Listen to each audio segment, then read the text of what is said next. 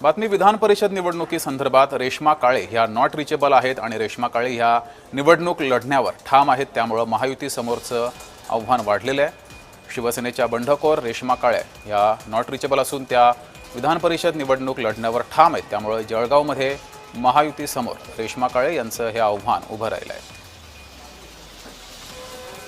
अधिक माहिती घेऊया, आपले प्रतिनिधी जुगल पाटील आपल्यासोबत जोडलेले आहेत। जुगल, रेश्मा काळे ह्या निवडणूक लढण्यावर ठाम आहेत, सध्या त्या नॉट रिचेबल असल्याची सुद्धा माहिती समोर येते आहे। राजकीय नेते मात्र ही निवडणूक बिनविरोध होईल असा दावा करतायत।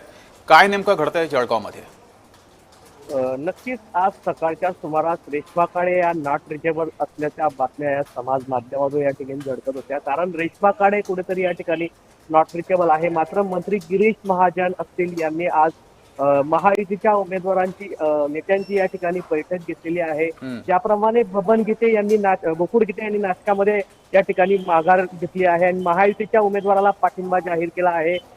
या संदर्भातला उद्या हा निर्णय रेश्मा काळे या ठिकाणी महायुतीचे जे उमेदवार आहे नंदकिशोर महाजन यांना पाठिंबा जाहीर करतील। मंत्री गुलाबराव पाटील आज मुंबई दौऱ्यावर असल्या कारणाने आज त्यांच्याशी या ठिकाणी संपर्क होऊ शकला नाही, मात्र शिवसेना शिंदे सेनेच्या ज्या पदाधिकाऱ्यांची उद्या बैठक आहे या बैठकीनंतर रेश्मा काळे या महायुतीचे उमेदवार नंदकिशोर महाजन यांना पाठिंबा जाहीर करणार आहेत। तर सर्व प्रतिनिधी आपल्यासोबत जोडले होते, सर्वांचे धन्यवाद।